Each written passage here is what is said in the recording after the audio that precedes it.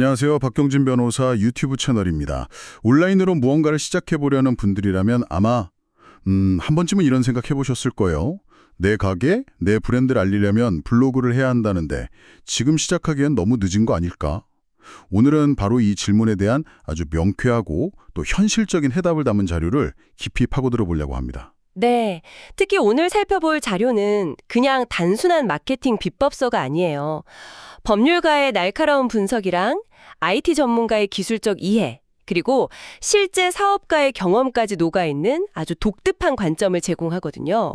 그래서 더 기대가 되네요. 네, 오늘 대화가 끝나면 아마 온라인 창업의 지도를 보는 눈이 완전히 달라지실 수도 있을 겁니다. 오늘 저희의 탐사 자료는 박경진 오스트레일리아 기업 변호사가 쓴 칼럼 온라인 창업, 머니, 온라인 창업 어디서부터 시작해야 할까입니다. 이 박 변호사님 이력이 정말 흥미로운데요. IT 석사학위를 가지고 15년간 관련 분야에서 일하셨고 지금은 기업 변호사로 활동하시면서 네. 전문직 브랜딩이랑 영문교정 비즈니스까지 직접 운영하고 계세요. AI와 법에 대한 기업 강연도 하시고요. 그렇죠. 그러니까 이론이랑 실전, 또 법과 기술의 경계를 막 자유롭게 넘나드는 분이라서 칼럼에서 제시하는 통찰이 굉장히 날카롭습니다. 뜬구름 잡는 이야기가 아니라는 거군요. 네. 그래서 당장 뭘 해야 하는가에 대한 구체적인 답을 주거든요. 맞아요. 그래서 이번 시간을 통해 온라인 창업을 꿈꾸는 여러분이 왜 블로그를 여전히 마케팅의 중심에 둬야 하는지, 그리고 3천만이 넘는 블로그의 바다에서 길을 잃지 않고 성공적으로 항해할 수 있는 핵심 나침판은 무엇인지 함께 찾아보겠습니다. 그리고 본론으로 들어가기 전에 좋아요와 구독, 알림 설정 꼭 부탁드립니다. 자, 그럼 가장 먼저 우리를 압도하는 그 질문부터 시작해보죠. 블로그 시장, 이거 완전 레드오션 아닌가요? 칼럼에 나온 숫자를 보니까 와, 정말 입이 떡 벌어지더라고요. 네, 저도 보고 놀랐어요. 2022년 기준으로 한국에 있는 블로그가 3,200만 개, 하루에 새로 올라오는 글만 82만 개라고요. 대한민국 인구의 거의 64%가 블로그를 하나씩 가진 셈이니까요. 숫자만 보면 내가 비집고 들어갈 틈이 있을까 하는 생각이 드는 게 당연해요. 네, 마치 빽빽하게 차가 들어선 주차장에 들어서는 그런 기분이랄까요? 바로 그거예요. 여긴 내 자리가 없구나 하고 그냥 차를 돌려 나가고 싶어지죠. 그런데 이 칼럼의 저자는 바로 그 지점에서 아주 재미있는 반전을 제시합니다. 네. 이 숫자에 속지 말라고요. 본인의 경험담을 직접 풀어놓으셨죠? 네, 그 이야기가 정말 인상 깊었어요. 저자가 원래 취미로 하던 영문 고정 서비스를 사업으로 만들어 보려고 블로그를 시작했대요. 취미로 시작한 거요? 네, 수많은 경쟁자 속에서 심지어 전문가도 아닌 개인이 시작한 블로그가 과연 성과를 낼 수 있었을까요? 보통 같으면 몇 달 혹은 1년 넘게 꾸준히 글을 써야 검색 결과 저 뒷페이지에 겨우 이름 한번 올릴까 말까 하잖아요. 그렇죠. 그런데 결과는 정말 놀라웠어요. 불과 2주 만에 검색 결과 상위에 노출되기 시작했다는 거예요. 2주 만에요? 네. 3,200만 개의 경쟁자를 뚫고 말이죠. 이건 단순히 운이 좋았다고 할 수 없는 결과예요.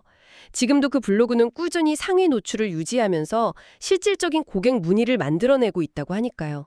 와, 2주 만에 상위 노출이라. 이건 뭔가 특별한 기술이나 비법이 있었던 거 아닐까요? 아니면 변호사라는 전문직 배경이 좀 유리하게 작용했을 수도 있고요. 네, 좋은 지적이에요. 그건 당신이니까 가능했겠죠 라고 생각할 수 있으니까요. 그래서 저자는 다른 사례를 하나 더 들어줍니다. 다른 사례요? 네, 본인 비즈니스가 아니라 다른 마케팅 업체 때문에 완전히 망가져버린 한 법무법인의 블로그를 살려낸 이야기예요. 저품질 페널티를 받았다는 블로그 말이죠. 맞아요. 블로거들 사이에서는 거의 사형 선고나 다름없는 거잖아요. 검색 엔진이 아예 그 블로그를 없는 존재처럼 취급해버리는. 네, 그렇죠. 검색 결과에서 완전히 사라져서 아무도 찾아오지 않는 말 그대로 유령 블로그가 된 상태였죠. 그런데 저자가 이 블로그를 맡아서 운영한 지 딱 한 달 만에 다시 검색 결과 상위권으로 끌어올렸다는 거예요. 한 달 만에요? 와. 그리고 중요한 건 그냥 노출만 된 게 아니라 실제로 그 블로그를 보고 사건을 의뢰하는 고객들의 전화가 오기 시작했다는 점이죠. 와, 그건 정말 대단하네요. 그러니까 단순히 양으로 밀어붙이는 게 아니라 오히려 시장이 혼탁할수록 진짜 전문가의 목소리가 더 선명하게 들릴 수 있는 기회가 생긴다는 거군요. 정확히 그겁니다. 모두가 막 소음을 내고 있을 때 명확한 신호를 보내는 사람이 이기는 게임이라고 할 수 있겠어요. 바로 그거예요. 3,200만 개의 블로그 중 대다수는 의미 없는 일상 이야기나 전문성 없는 정보 혹은 그냥 광고성 글로 채워져 있다는 거죠. 아, 사람들은 그런 가짜 콘텐츠에 이미 너무 지쳐 있거든요. 그래서 제대로 된 진정성 있는 양질의 콘텐츠는 여전히 희소하고 그만큼 강력한 힘을 발휘한다는 겁니다. 레드오션처럼 보이지만 사실은 질 좋은 콘텐츠에게는 활짝 열린 블루오션이라는 그런 역설이군요. 맞습니다. 바로 그 역설이죠. 듣고 보니 정말 용기가 생기네요. 그럼 이제 그 질 좋은 콘텐츠로 승부하기 위한 실질적인 방법론으로 들어가 보죠. 좋은 글을 쓰는 것도 중요하지만 그 전에 반드시 알아야 할 게임의 규칙이 있다고 저자가 아주 강하게 강조하더라고요. 네. 칼럼에서는 국내 비즈니스에서 블로그는 선택이 아닌 필수라고 단언하면서 네이버나 티스토리 같은 플랫폼을 잘 활용해야 한다고 말해요. 네, 거기까지는 흔한 이야기죠. 그렇죠. 그런데 저자가 수많은 마케팅 강의를 들으면서도 단 한 번도 제대로 강조하는 사람을 본 적이 없었다는 아주 결정적인 첫걸음을 지적합니다. 저도 그 부분을 읽고 뒤통수를 한 대 맞은 기분이었어요. 너무나 당연한데 단 한 번도 진지하게 생각해 본 적이 없는 거였거든요. 뭘까요? 아마 대부분의 사람들이 전체 동의 버튼만 누르고 휙 넘어가 버리는 것. 바로 플랫폼의 약관과 정책을 읽는 것이었죠. 맞아요. 마치 남의 건물에 새들어 살면서 건물주가 정한 규칙은 전혀 읽어보지 않는 것 같아요. 비유가 정확하네요. 특히 네이버처럼 거대 기업이 무료로 제공하는 운동장에서 뛰려면 그 운동장의 규칙을 따르는 건 너무나 기본적인 생존 수칙이죠. 그걸 어기면 어떻게 될까요? 바로 퇴장 조치, 즉 저품질 페널티를 받게 되는 거죠. 네. 아까 말한 그 유령 블로그가 되는 거예요. 내가 몇 달, 몇 년간 쏟아부은 시간과 노력이 한순간에 물거품이 되는 끔찍한 상황이 벌어지는 거고요. 대부분 이런 상황을 겪으면 플랫폼을 원망하죠. 내가 얼마나 열심히 쓴 글인데 네이버가 뭔데 내 글을 마음대로 없애 하면서 분노하거나 억울해하고요. 네, 저라도 그럴 것 같아요. 그런데 여기서 변호사인 저자의 정말 독특하고 흥미로운 시각이 등장합니다. 그 관점의 전환, 정말 신선했어요.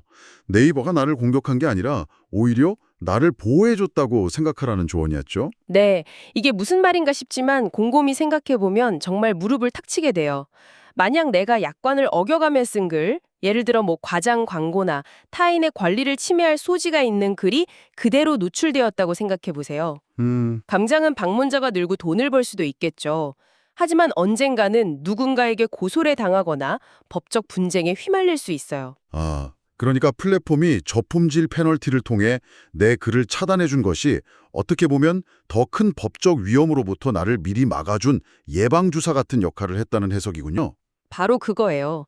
플랫폼은 자신들의 법적 책임을 피하기 위해 그런 정책을 운영하지만 결과적으로는 사용자도 잠재적인 위험에서 보호해주는 효과가 있다는 거죠. 와, 위기나 실패라고 생각했던 일이 사실은 더 큰 재앙을 막아준 안전장치였다는 발상의 전환입니다. 그렇게 생각하니까 플랫폼 정책을 따르는 게 단순히 귀찮은 제약이 아니라 내 비즈니스를 안전하게 지켜주는 최소한의 가이드라인으로 느껴지네요. 네, 맞습니다. 그 법적 안전장치라는 말이 정말 와닿네요. 사실 많은 분들이 수익을 내기 시작하면서 무심코 넘는 선이 바로 그 법적인 선일 텐데 특히 협찬이나 광고기를 쓸 때가 가장 위험하지 않을까 싶어요. 이 부분에 대해서도 칼럼이 아주 구체적으로 짚어주더라고요. 네, 여기가 정말 실질적으로 중요한 부분입니다. 많은 블로거들이 대가성 포스팅으로 수익을 내는데 여기에 생각보다 훨씬 까다로운 법적 규제들이 숨어 있거든요. 저자는 공정거래위원회의 추천 보증 등에 관한 표시 광고 심사 지침을 언급하면서 강력하게 경고해요. 핵심은 추천이라는 단어를 정말 조심해서 써야 한다는 거였죠. 맞아요. 우리는 너무 쉽게 이거 강력 추천해요. 인생 맛집으로 추천. 이런 말을 쓰는데 이게 법적으로 문제가 될 수 있다는 거잖아요. 네, 그렇죠. 만약 내가 내 돈 주고 사 먹고 순수하게 쓰는 글이라면 아무 문제가 없어요. 하지만 단돈 1원이라도 혹은 제품이나 서비스라도 대가를 받았다면 이야기가 완전히 달라져요. 대가를 받는 순간에요. 네, 금전적 이해관계가 생긴 순간부터 내 글은 단순한 후기가 아니라 광고가 되기 때문이에요. 그런데도 마치 광고가 아닌 척 강력 추천 같은 표현을 쓰는 건 소비자를 기만하는 행위로 간주될 수 있다는 거죠. 그럼 대가를 받았다면 어떻게 글을 써야 법적으로 안전한 건가요? 그냥 글 마지막에 이 글은 협찬을 받아 작성되었습니다. 한 줄 쓰면 되는 거 아닌가요? 그렇게만 하면 불충분할 수 있습니다. 지침에 따르면 소정의 수수료를 지급받아 작성한 글입니다. 또는 광고가 포함된 게시물입니다와 같은 명확한 문구를 네. 소비자가 쉽게 알아볼 수 있는 위치에 표시해야 해요. 쉽게 알아볼 수 있는 위치. 해시태그 사이에 끼워 넣어서 찾기 어렵게 만들면 안 되는 거죠. 이걸 어기면 표시광고법 위반으로 과징금 같은 제재를 받을 수 있고요. 생각보다 훨씬 꼼꼼하게 규정을 지켜야 하는군요. 그런데 칼럼은 여기서 한 걸음 더 나아가서 이런 법적 분쟁의 소지를 아예 원천적으로 차단할 수 있는 가장 확실한 글쓰기 방법을 제안하더라고요. 네, 그 부분이 이 칼럼의 백미라고 할 수 있어요.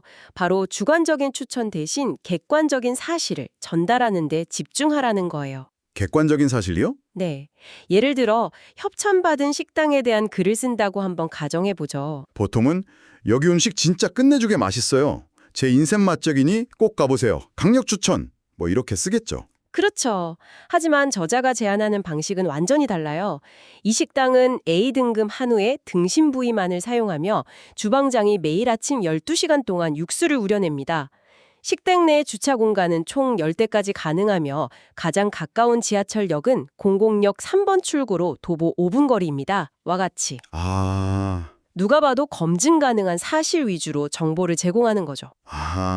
내 주관적인 감상이나 평가를 빼고 독자가 스스로 판단할 수 있는 객관적인 근거들을 제시하라는 거군요. 바로 그거죠. 맛있다는 건 사람마다 다르지만 A등급 한우를 쓴다는 건 사실이니까요. 맞아요. 이렇게 글을 쓰면 설령 대가를 받았더라도 나는 소비자를 속이려 한 게 아니라 있는 그대로의 정보를 전달했을 뿐이다 라고 주장할 수 있는 근거가 생기겠네요. 바로 그겁니다. 이건 단순히 법적 위험을 피하는 소극적인 방법을 넘어서 독자에게 훨씬 더 유용하고 신뢰도 높은 정보를 제공하는 방식이기도 해요. 네네. 맛집 블로거라는 사람들이 전부 맛있다고만 외치는 세상에서 이렇게 담백하게 팩트만 전달하는 블로그가 오히려 더 전문적이고 믿음직스럽게 보일 수 있다는 거죠. 그러네요. 결국 불법적인 편법을 마케팅 노하우라고 착각하는 경우가 많은 온라인 세계에서 법과 규정을 제대로 이해하고 지키는 것이야말로 장기적으로 고객의 신뢰를 얻고 내 비즈니스를 단단하게 만드는 가장 핵심적인 전력이라는 이야기로 들려요. 맞아요. 신뢰라는 자산은 쌓는 데는 몇 년이 걸리지만 무너지는 건 정말 한순간이거든요. 그리고 이런 원칙은 비단 블로그에만 해당하는 이야기가 아니에요. 유튜브, 인스타그램, 틱톡 등 대가를 받고 콘텐츠를 만드는 모든 크리에이터가 반드시 마음에 새겨야 할 대원칙이라고 할 수 있죠. 오늘 정말 중요한 이야기들을 나눈 것 같아요. 3,200만 개의 블로그가 들끓는 레드오션 속에서도 분명 기회가 있다는 희망적인 이야기로 시작해서 네. 그 기회를 현실로 만들기 위해 반드시 지켜야 할 플랫폼의 규칙과 법적인 가이드라인까지 아주 구체적으로 짚어봤습니다. 이 모든 내용을 종합해보면 우리는 어떤 결론을 내릴 수 있을까요? 박경진 변호사의 칼럼이 우리에게 던지는 핵심 메시지는 아마 이것 같아요. 온라인 비즈니스의 성공은 소수만 아는 비밀스러운 기술이나 화려한 마케팅 비법에 달려 있는 게 아니라는 점이요. 오히려 너무나 기본적이라서 모두가 하찮게 여기고 지나쳐버리는 것들 속에 답이 있다는 이야기처럼 들리네요. 네, 정확해요. 블로그라는 가장 기본적인 도구를 얼마나 전문적으로 그리고 정직하게 다루느냐가 모든 것의 시작이라는 거죠. 내가 뛰고 있는 운동장, 즉 플랫폼의 규칙을 존중하고 우리 사회의 약속인 법의 테두리 안에서 독자에게 진정한 가치를 제공하는 것. 이것이야말로 반짝하고 사라지는 성공이 아니라 시간이 지날수록 더 단단해지는 지속 가능한 성공의 진짜 기반이라는 겁니다. 기초가 튼튼하지 않은 건물은 작은 충격에도 쉽게 무너지는 것과 같은 이치겠네요. 오늘 나눈 이야기들을 바탕으로 이 내용을 듣고 계신 여러분께서 스스로에게 던져볼 만한 질문을 하나 남겨드리면서 마무리하면 어떨까 싶어요. 좋은 생각이에요. 실행으로 이어지는 고민을 던져주는 게 중요하니까요. 여러분의 온라인 활동을 한번 돌아보면서 이렇게 자문해 보시면 좋겠습니다. 나의 활동에서 영리한 마케팅과 잠재 고객을 오도하는 행위 사이의 경계선은 어디에 있는가? 단순히 클릭이나 좋아요를 유도하는 단기적인 목표를 넘어서 고객과 평생 갈 신뢰를 쌓는다는 관점에서 나의 콘텐츠 전략을 다시 점검해 본다면 나는 지금 무엇을 바꿔야 할까? 이 질문에 대해 한번 깊이 생각해 보는 시간을 가져보시길 바랍니다. 오늘의 이야기 어떠셨나요? 이야기가 유익했다면 좋아요와 구독, 알림 설정 꼭 부탁드립니다.